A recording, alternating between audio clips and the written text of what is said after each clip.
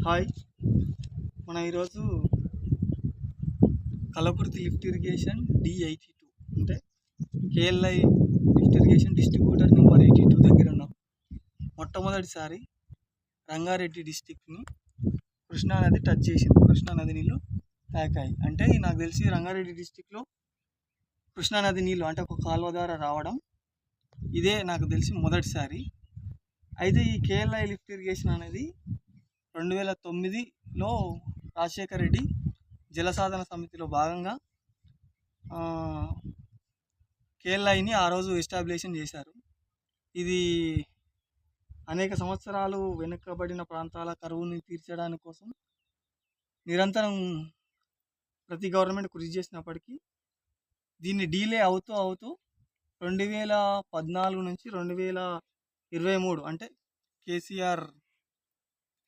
కేసీఆర్ టైంలో ఈ కాలువల లైనింగు అండ్ దీని మరమ్మతులు తీయడం జరిగింది. దీనికి కొంచెం 10-20% అనేది ఇప్పుడు లేటెస్ట్ వచ్చిన రేవంత్ రెడ్డి గవర్నమెంట్ చేసి ఇప్పుడు మనం చూస్తున్నట్టు కల్లకుర్తి లిఫ్ట్ ఇరిగేషన్కి ఇది నీళ్ళు రావడం జరుగుతుంది.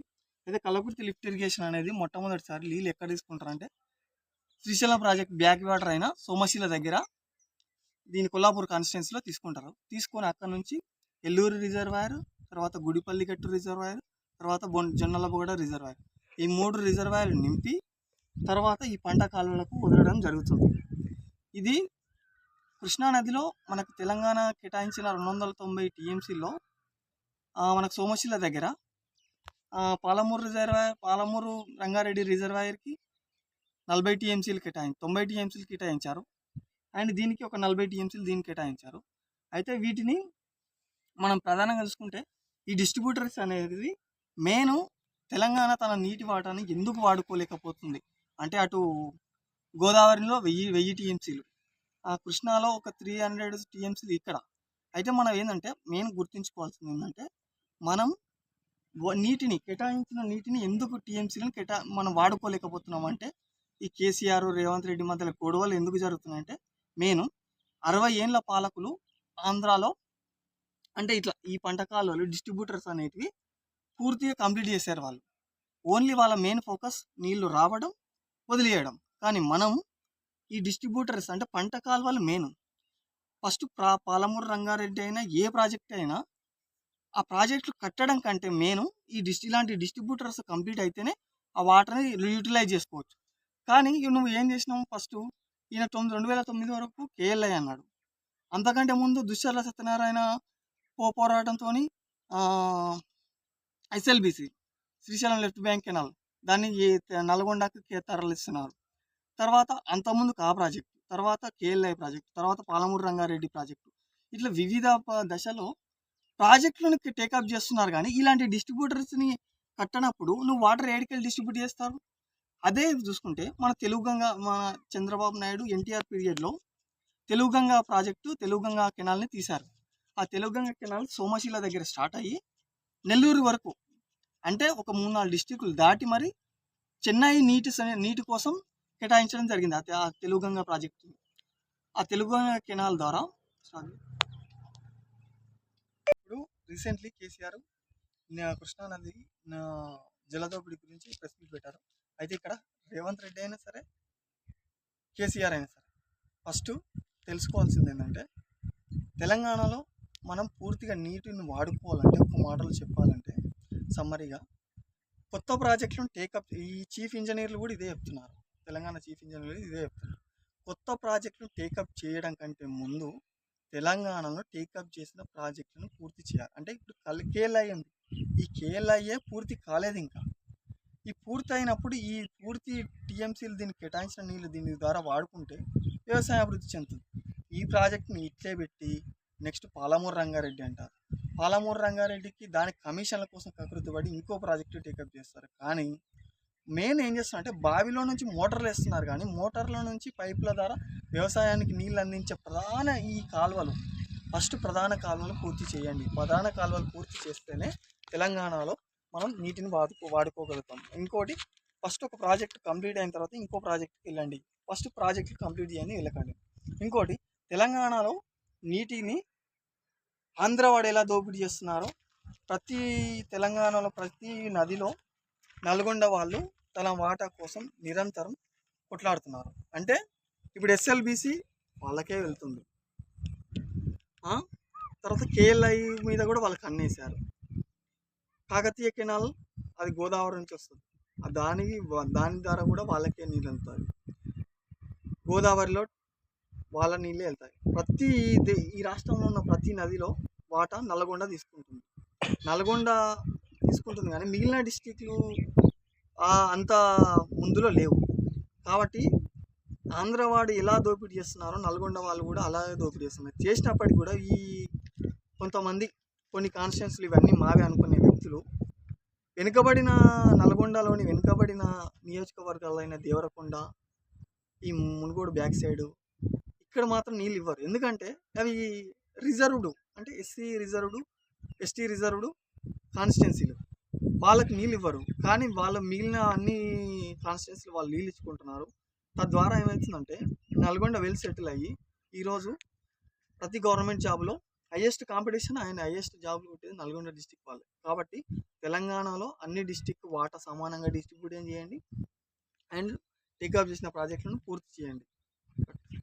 ఈ తెలుగు గంగా కెనాల్ అనేది వీళ్ళు ఎన్టీఆర్ పీరియడ్లో శ్రీశైలం దగ్గర, అంటే మనం అప్పటికి 1980s మనం తెలంగాణగా ఏర్పడినప్పటికీ మన తెలంగాణ నీటి వాటాని ఏం చేశారంటే అత్త సొమ్ము అల్లుడు దానం చేసినట్టు మన నీటిని చెన్నై నీటి మన దగ్గర 5 టీఎంసీలు, ఏపీ ఒక 5 టీఎంసీలు, కర్ణాటక ఒక 10 టీఎంసీలు అన్నీ కలిపి ఆ కావేరీ ఒప్పందం ప్రకారం ఒక 20 టీఎంసీలు చెన్నై నదికి తీసుకున్నారు. దానికోసం తీసిన తెలుగు గంగాని అంటే కర్నూలు నుంచి నెల్లూరు వరకు, అనంతపూర్, కర్నూలు, కడప ఇలా 3-4 డిస్టిక్లు దాటి తెలుగు గంగా తీసుకువెళ్ళాలి. అదే ఇలా ఇక్కడ చూసుకుంటే సార్ ఆర్థర్ కట్టిన కాటన్ బ్యారేజ్ అయితే ఈ బ్యారేజ్ ఏం చేస్తుంది అంటే నీటిని మళ్లింపుస్తుంది. సార్ ఆర్థర్ కాటన్ బ్యారేజ్ అనేది ఇలా వాళ్ళు 60 ఏళ్ళలో ఇలాంటి డిస్ట్రిబ్యూటర్ కంప్లీట్ చేసుకొని ఇప్పుడు వాళ్ళు పూర్తి కేటాయించిన టీఎంసీలు వాడుకోవడంతో పాటు మిగులు జలాలపైన వాళ్ళు ఫోకస్ చేశారు. మనం కేవలం మనకు కేటాయించిన టీఎంసీలనే వాడుకోలేనప్పుడు మిగిలిన జలాల గురించి మనం ఎలా కొట్లాడుతాం. ఇప్పుడు వస్తున్న సమస్య కూడా అదే. ఇప్పుడు ఏ గవర్నమెంట్ వచ్చినా కొత్త ప్రాజెక్టును టేకప్ చేస్తున్నారు, కానీ ఇలాంటి డిస్ట్రిబ్యూటర్స్ ఫస్ట్ కంప్లీట్ చేస్తారు. డిస్ట్రిబ్యూటర్ కంప్లీట్ చేస్తే ఈ వ్యవసాయానికి నేరుగా నీరు అందించి పూర్తి నీటిని కేటాయించిన నీటిని పూర్తిగా వాడుకుంటారు. అయితే మనకు సెప్టెంబర్, అక్టోబర్, నవంబర్ ఈ 3 నెలలు అనేది వరద జలాలు ఏ నదికైనా సరే, అది గోదావరి నదికైనా సరే అండ్ కృష్ణా నదికైనా సరే, ఈ వరద జలాలని అనేది ఎలాంటి లెక్క ఉండనప్పుడు ఏం చేస్తారంటే ఈ వరద జలాలని అప్పుడు ఎత్తిపోసుకొని ఇలాంటి డిస్ట్రిబ్యూటర్ ద్వారా వ్యవసాయానికి ఇచ్చినప్పుడు మిగులు జలాలు ఏం చేస్తాయంటే అంటే నికర జలాలు అంటే కేటాయించిన టీఎంసీలు ఏం చేస్తాయంటే ఇప్పుడు ఇది ఖరీఫ్కి వాడుకుంటే అది రబీకి వాడుకుంటాం. అట్లా వ్యవసాయం అనేది వృద్ధి చెందుతుంది. Mahatma Gandhi Kalwakurthy lift irrigation project Mahabub Nagar జిల్లాలోని కరువు పీడిత ప్రాంతాలలో నీటి కొరత కారణంగా పేద రైతులు తీవ్రమైన పంట నష్టాలను ఎదుర్కొంటున్నారు. ఈ నీటి కొరతను తీర్చడం కొరకు కొల్లాపూర్, నాగర్ కర్నూల్, అచ్చంపేట, వనపర్తి, జడ్చెర్ల మరియు కల్వకుర్తి అసెంబ్లీ నియోజకవర్గాల పరిధిలోని సుమారు 303 గ్రామాల్లోని 3.5 లక్షల ఎకరాల ఆయకట్టుకు సాగునీరు మరియు ఆయా గ్రామ ప్రజలకు తాగునీటిని అందించాలనే ఉద్దేశంతో మహాత్మా గాంధీ కల్వకుర్తి లిఫ్ట్ ఇరిగేషన్ ప్రాజెక్టును ప్రతిపాదించడమైనది.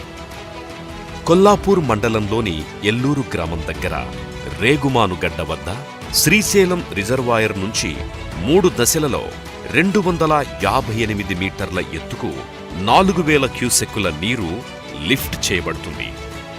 నీరు శ్రీశైలం రిజర్వాయర్ నుండి అప్రోచ్ ఛానల్ ద్వారా లిఫ్ట్ 1 యొక్క సర్జీపూల్లోకి తీసుకెళ్లబడుతుంది. అక్కడి నుండి డ్రాఫ్ట్ ట్యూబులు నీటిని పంప్ హౌస్లోని పంపులకి తీసుకెళ్తాయి.